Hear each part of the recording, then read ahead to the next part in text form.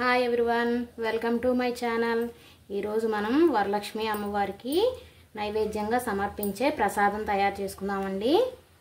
పరమాన్నం ఎంతో టేస్టీగా నేను చెప్పినట్టు ఇలా ఈ కొలతలతో చేసుకోండి, చాలా రుచిగా ఉంటుంది. మీరు కూడా తయారు చేసి ఎలా వచ్చిందో నాకు కామెంట్లో చెప్పండి. ప్లీజ్ మా ఛానల్ సబ్స్క్రైబ్ చేసుకోండి.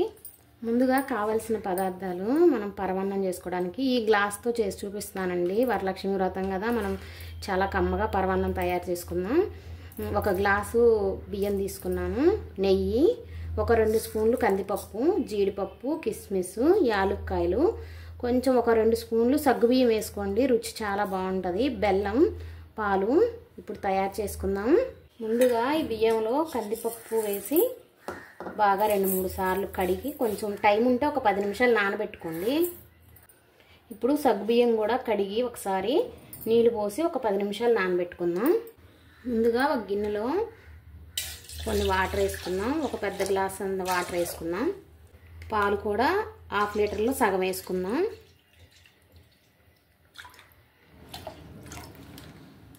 మనం అచ్చం పాలతో వండినా కూడా పరమాన్నం తొందరగా అడుగంటిద్ది, అందుకని చెప్పేసి కొంచెం వాటర్ కొన్ని పాలు వేసి పెట్టుకుందాం. ఇప్పుడు మూత పెట్టేసేద్దాం. ఇవి పాలు పొంగొచ్చే వరకు ఉందాం. మనం పాలు పొంగొచ్చేలోపు కొంచెం నెయ్యి వేసి ఒక 2 స్పూన్లు నెయ్యి వేసి జీడిపప్పు, కిస్మిస్ వేయించి పక్కన పెట్టుకుందాం. జీడిపప్పు వేస్తాను. మీకు నచ్చితే కొబ్బరి ముక్కలు కూడా వేసి వేయించుకోవచ్చు. జీడిపప్పు కొంచెం ఫ్రై అయింది కదా,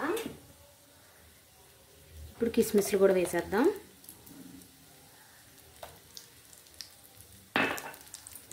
మీరు కొబ్బరి ముక్కలు వేయాలనుకుంటే ముందు జీడిపప్పు కన్నా కూడా ముందు కొబ్బరి ముక్కలు వేసేయండి. జీడిపప్పులు, కిస్మిస్లు వేగిపోయాయి. ఇప్పుడు గ్యాస్ ఆఫ్ చేసి పక్కన పెట్టేసుకున్నాం. పాలు పొంగొచ్చాయండి. ఇప్పుడు సగ్గుబియ్యం వేసేద్దాం. సగ్గుబియ్యం కొంతసేపు నానబెట్టి ఉంచుకుంటే తొందరగా సగ్గుబియ్యం ఉడుకుతాయి. సగ్గుబియ్యం వేసాం కదా, ఇప్పుడే మనం నానబెట్టుకున్న కందిపప్పు, బియ్యం 2 కలిపి నానబెట్టాం కదా, ఇవి వేసేద్దాం. మనం ఎప్పుడైనా పరమాన్నంలో కొంచెం సగ్గుబియ్యం వేసి చేసుకుంటే రుచి చాలా బాగుంటుంది. మీరు కూడా ఒకసారి ట్రై చేయండి. మాకైతే ఫస్ట్ నుంచి ఇలా సగ్గుబియ్యం వేసి చేసుకోవడం అలవాటు, మేము అలాగే చేసుకుంటాము. మీరు కూడా ఒకసారి ట్రై చేయండి ఇలాగా. ఇప్పుడు మీడియం ఫ్లేమ్లో పెట్టుకొని ఈ సగ్గుబియ్యము, కందిపప్పు, బియ్యము అన్నీ బాగా మెత్తగా ఉడికేలాగా ఉడికించుకోవాలి. మధ్య మధ్యలో కొంచెం కలుపుతా ఉడికించుకోవాలి. ఎందుకంటే మనం సగ్గుబియ్యం వేసాం కదా, అందుకని తొందరగా అడుగంటిద్ది. అడుగు మాడిపోకుండా ఇలా కలుపుకుంటూ ఉడికించుకోవాలి మెత్తగా. మీకు పరమాన్నం ఇలా ఉడుకుతుంది కదా, నాకైతే బెల్లం మంచిగానే ఉంది, నేను ఇలా వేసేసుకుంటాను.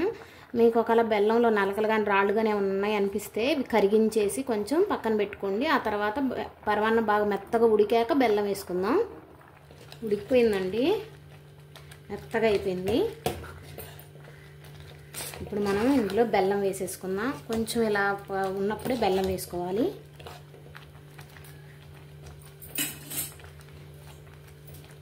ఈ గ్లాసు బియ్యం వేసాను కదా, ఈ గ్లాస్తో గ్లాసున్నర బెల్లం వేస్తున్నాను.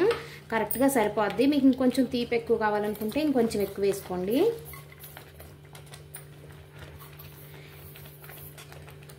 ఈ తీపి అయితే సరిపోద్ది, మైల్డ్గా ఉంటుంది, కొంచెం తినాలనిపిస్తుంది పరమాన్నం. ఇప్పుడు సిమ్లో పెట్టేసి కొంచెం ఈ బెల్లం కరిగేలాగా ఇలా కలుపుకుంటూ కలిపేసి మూత పెట్టేసేద్దాం. ఇప్పుడు యాలక్కాయలు నలగొట్టి పక్కన పెట్టేసుకున్నాను.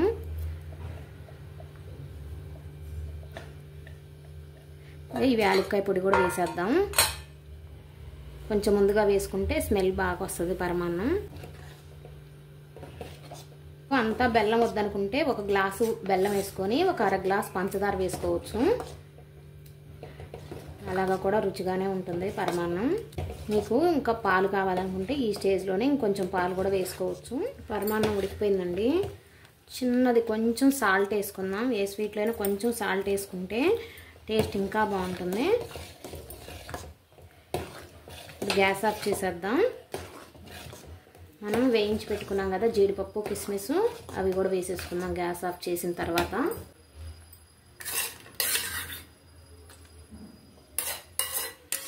ఇలా నెయ్యి ఉంది కదా, నెయ్యితో సహా వేసుకుందాం. మనం ఇంకా కొంచెం నెయ్యి వేసుకుందాం.